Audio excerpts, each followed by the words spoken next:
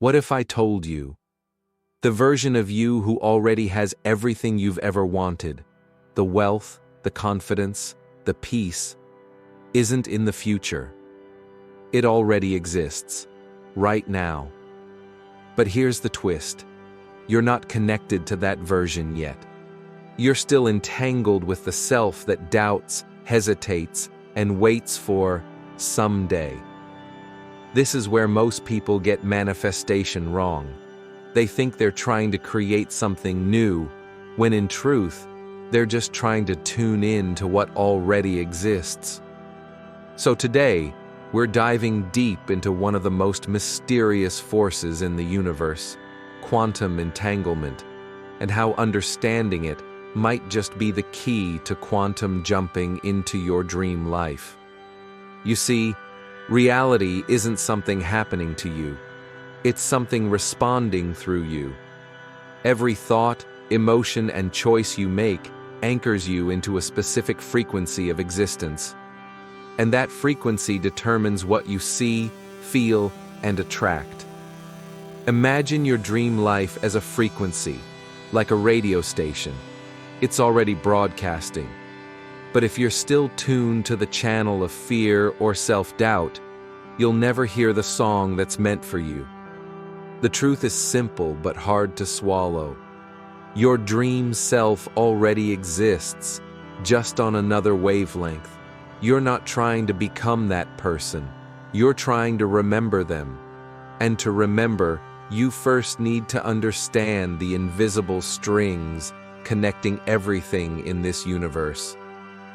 Quantum entanglement is one of the strangest discoveries in modern physics. It says that two particles, once connected, remain linked, no matter how far apart they are.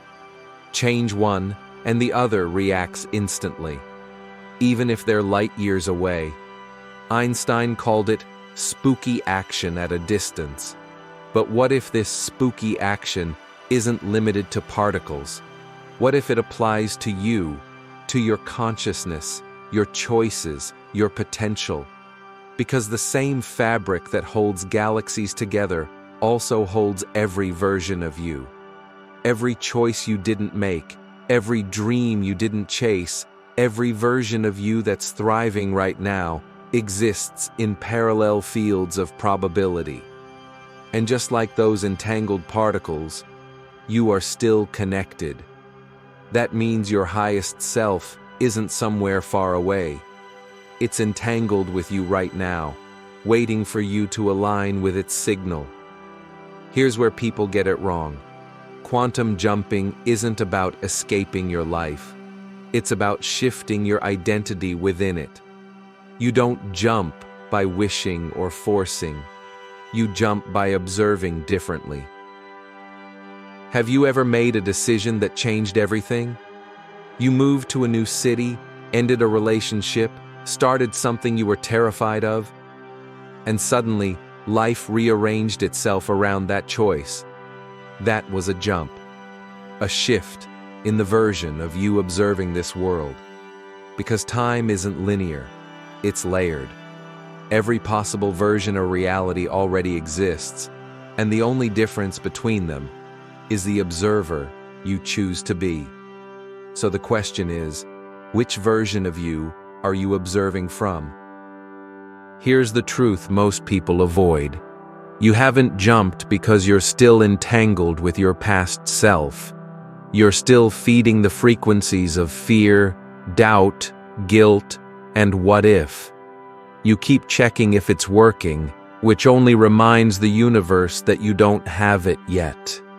Reality doesn't respond to wanting. It responds to being. You can't jump into your dream life while thinking like the version of you who doesn't believe it's possible. Think of it like a mirror. You can't wait for your reflection to smile before you do. You have to be the first one to move. So, how do you break the entanglement with your old self and collapse into your higher one? Let's talk about the process. Step 1. Witness. You cannot transcend what you refuse to look at. Observe the version of you that keeps replaying the same loops, the one that doubts, complains, waits, or self-sabotages. Don't judge them, just see them. Awareness begins the collapse. Step 2. Severe. Consciously declare, "This is no longer who I am." Every time you repeat that statement with conviction, you disentangle from the frequency that held you back. You stop feeding the signal. Step 3. Choose. Step into the energy of the version of you who already has it. Ask, how would they walk? How would they decide? Then live from that state, not to fake it, but to tune into it. The jump happens the moment you stop trying to get there and instead decide you're already home. From that moment on, the field begins to rearrange everything around your new vibration.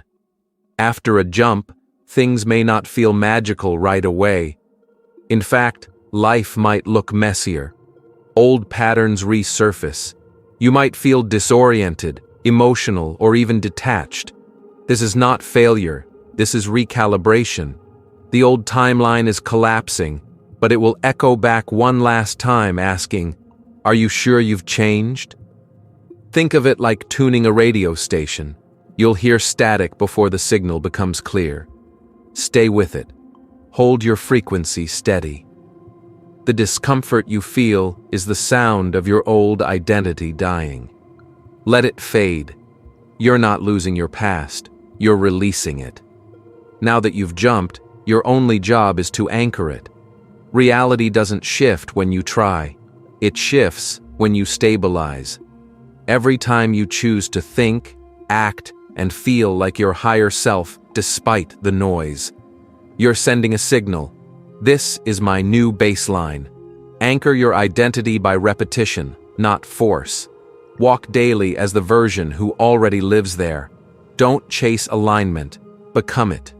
Remember, you don't attract what you want. You attract what you are. At the end of all this, quantum manifestation isn't about becoming someone new. It's about remembering who you've always been. The infinite, entangled, limitless observer who never needed to chase, only to choose. Your future self isn't waiting for you. It's calling you, right now. So the real question is, how long will you keep being the version that won't answer? Because the moment you do, you won't just manifest your dream life. You'll wake up and realize you were living it all along.